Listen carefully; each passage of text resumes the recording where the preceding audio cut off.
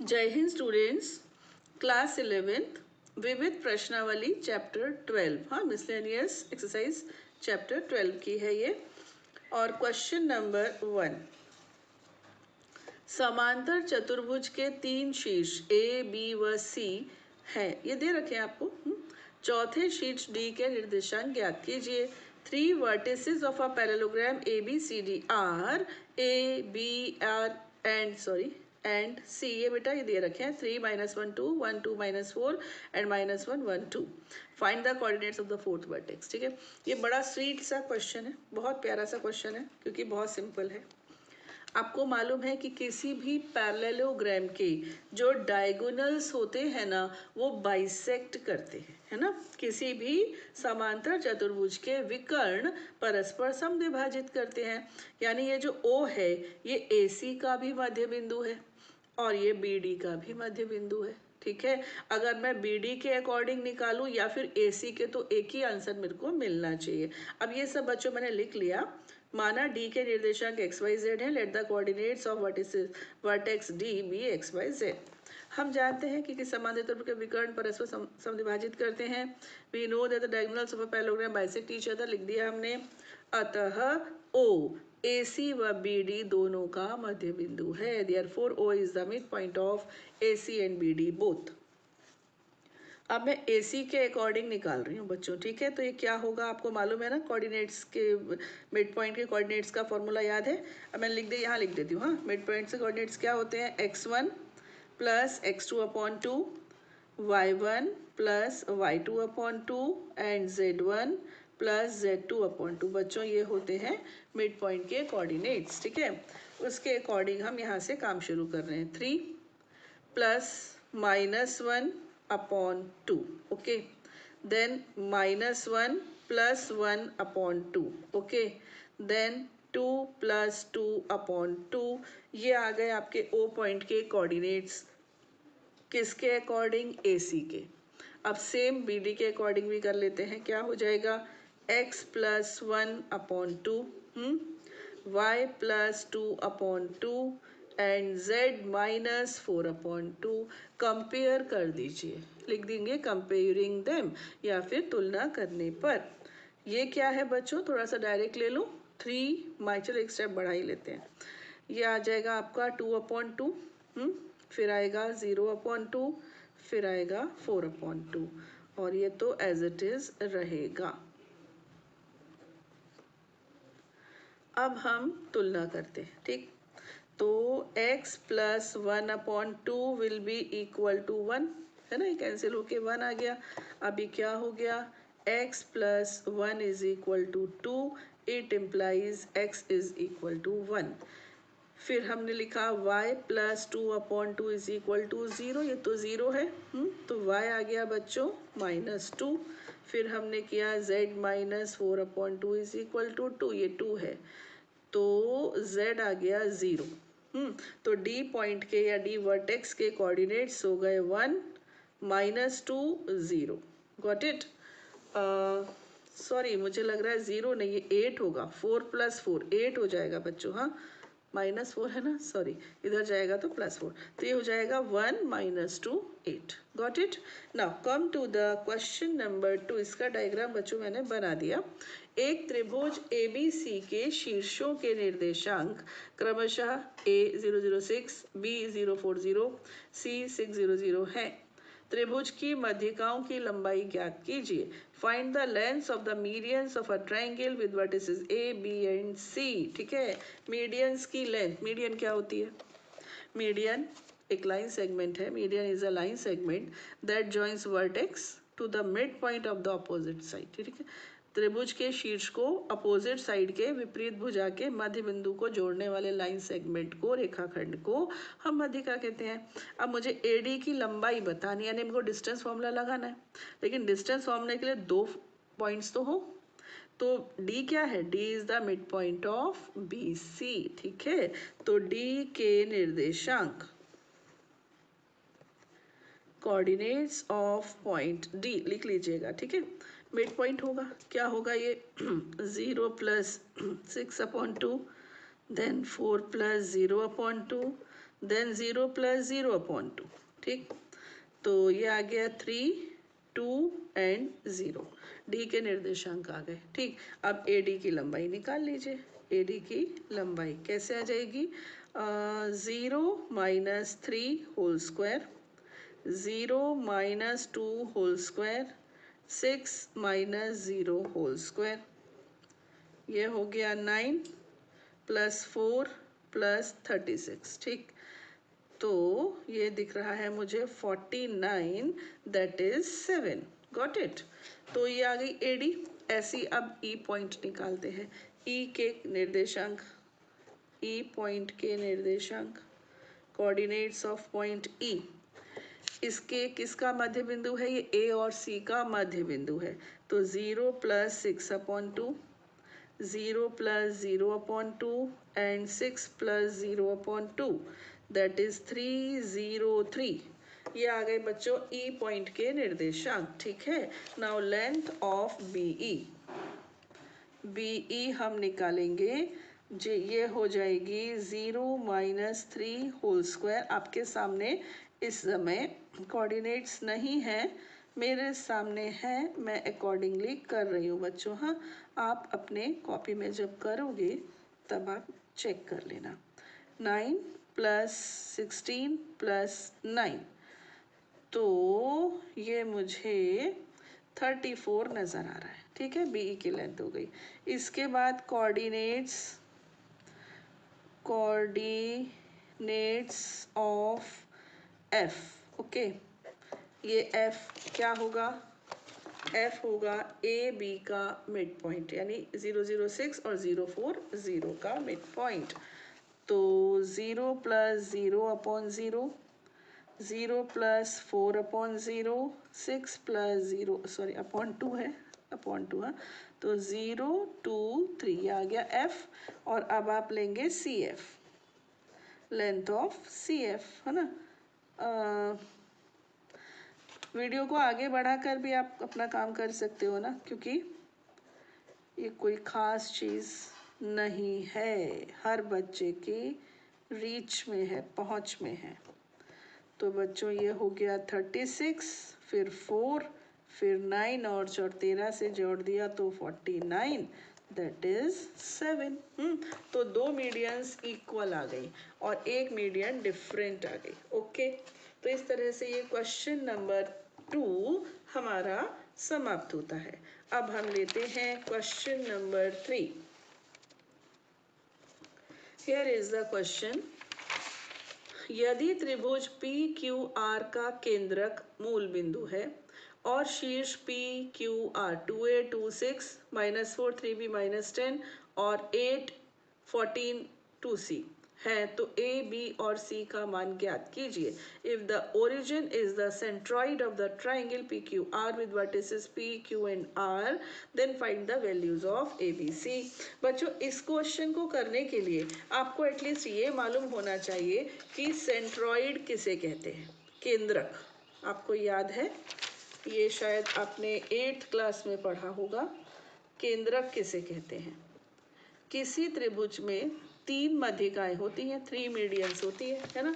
और ये तीनों मीडियंस एक ही पॉइंट से होकर गुजरती हैं। इनका संगमन बिंदु यानी कि पॉइंट ऑफ कॉन्करेंस मीडियन कहलाता है, सॉरी सेंट्रॉइड कहलाता है, ठीक है। 3 मीडियंस का पॉइंट ऑफ कॉन्करेंस सेंट्रॉइड कहलाता है, केंद्रक कहलाता है। LMN, अभी मैंने LMN कर दिया, ओके। तो वर्टिसेस क्या थे? ये ओरिजिन है बोल रहे हैं, सेंट्रॉइड ओरिजिन है। और ये PQR बोला है, सॉरी PQR, ओके। अपने मन से नहीं लेना था। P है बच्चों 2a 2 6, Q है -4 3b -10 और R है 8 14 एंड 2c। आपको सेंट्रॉइड तो मैंने बता दिया। अब यहाँ पर मैं बोल रही हूँ बच्चों, आप लिख लेना, ठीक है। मैं बोलती हूँ, आप नोट करेंगे कि point of concurrence of medians is known as centroid, ठीक है। हिंदी वाले लिखेंगे मध्यिकाओं का संगमन बिंदु केंद्रक कहलाता है, ठीक है। केंद्रक के निर्देशांक, केंद्रक के निर्देशांक, कोऑर्डिनेट्स ऑफ सेंट्रॉइड, ठीक, ये होते हैं x1 plus x2 plus x3 upon 3, y1 plus y2 plus y3 upon 3, z1 plus z2 plus z3 upon 3। अब बच्चों सुनो मेरी बात, ये फॉर्मूले टाइप की चीज़ हो गई और इसे आपको कंठस्थ रखना नहीं, याद रखना है, ठीक है। लेकिन ये फॉर्मूला आया कहाँ से? अगर कोई आपसे पूछे तो मैं आपको हिंट दे रही हूँ, आप इसे ट्राई करना। इसको ले लेना x1 y1 z1, x2 y2 z2, x3 y3 z3, ठीक है। इसके बाद आप एक बात याद रखना कि ये जो सेंट्रॉइड होता है ना, ये मीडियन को 2:1 के रेशो में डिवाइड करता है, 2 और 1 के अनुपात में विभाजित करता है। तो अब मीडियन है ना बच्चों, तो L के निर्देशांक कैसे आएंगे? इन दोनों का मध्य बिंदु लेने से, यानी कि x2 plus x3 upon 2, y2 plus y3 upon 2, z2 plus z3 upon 2, ये आ गया।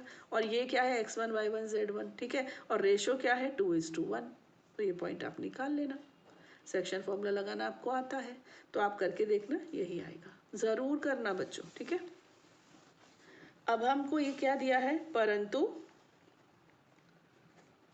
केंद्रक, ठीक है, बट सेंट्रॉइड इज है, क्या लिखते हैं इसको? मूल बिंदु है, मूल बिंदु, ओ लिख दिया था एक्चुअली मैंने, बट सेंट्रॉइड इज ओरिजिन।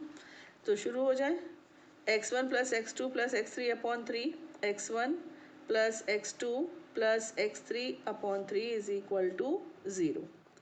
अब ये x1 है आपका 2a प्लस x2 क्या है? -4, x3 है 8 अपॉन 3 इज इक्वल टू 0। ये हो गया 2a minus plus 4 upon 3 is equal to 0, 2a is equal to -4, तो a आ गया बच्चों -2। इसी प्रकार y1 plus y2 plus y3 upon 3 is equal to 0, क्योंकि ओरिजिन क्या होता है? 0 0 0, और ये है 0 0 0, ठीक है ना। तो आपका हो जाएगा 2 plus 3b plus 14 upon 3 is equal to 0, 3b is equal to -16, ये 0 हो जाएगा। तो b की वैल्यू बच्चों आ गई -16 अपॉन 3। ओके, अब निकाल लेंगे आप z1 plus z2 plus z3 upon 3 is equal to 0। तो 6 plus -10 plus 2c upon 3 is equal to 0। तो -4 plus 2c is equal to 0। Solve कर लीजिएगा, c की वैल्यू 2 आ जाएगी। Got it? तो अच्छे क्वेश्चंस हैं, कुछ खास नहीं है।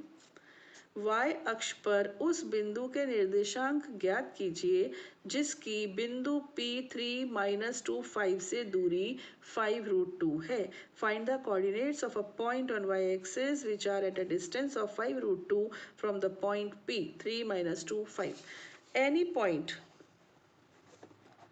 any point on y axis will be of the form 0 y 0।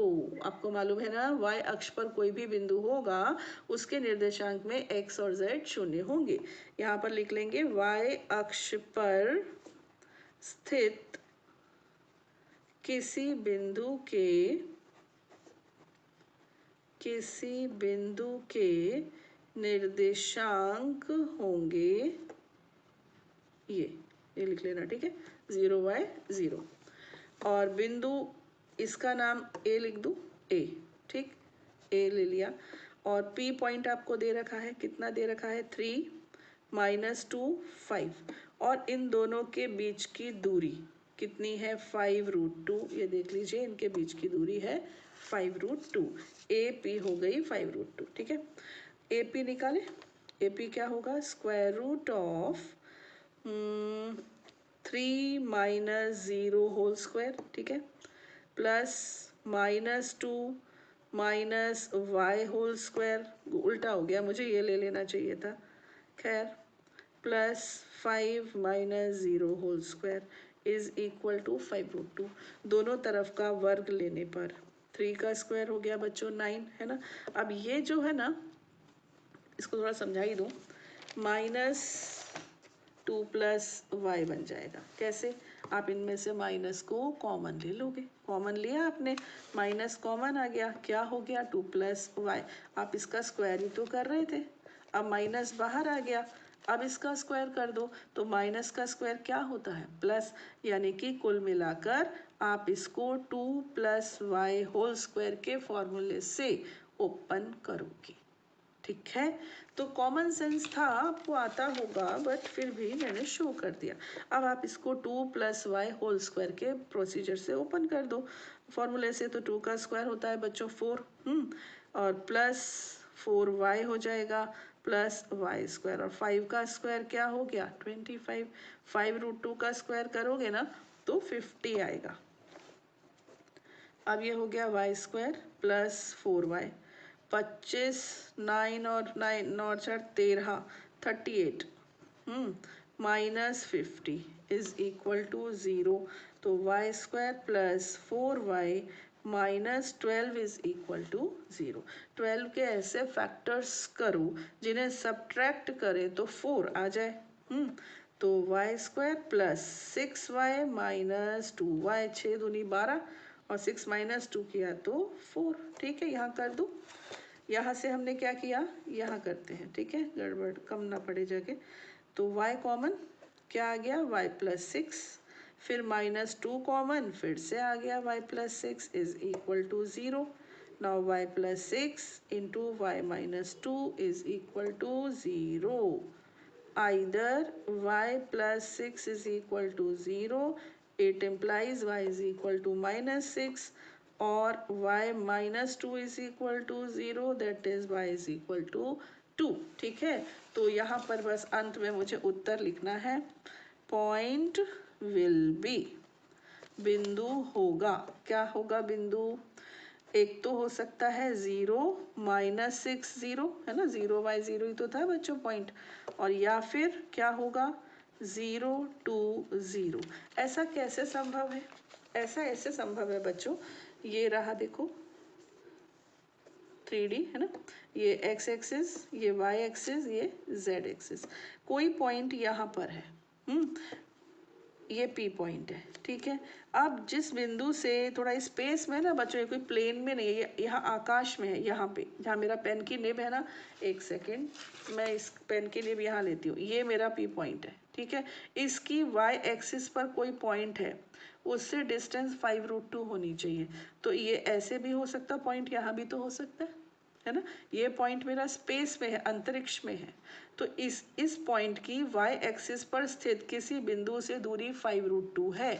तो कोई ज़रूरी नहीं है कि वो एक ही बिंदु हो, दो बिंदु हो सकते हैं। देखिए ये है, एक ये, है ना। तो दो आंसर आ गए, एक पॉजिटिव डायरेक्शन में आ गया हमारा 0 2 0, नेगेटिव में आ गया 0 माइनस 6 0। तो ऐसा पॉसिबल है, ठीक है। तो इस वीडियो में बच्चों इतना ही, आगे के क्वेश्चन हम लेंगे अपने नेक्स्ट वीडियो में। टिल देन जय हिंद।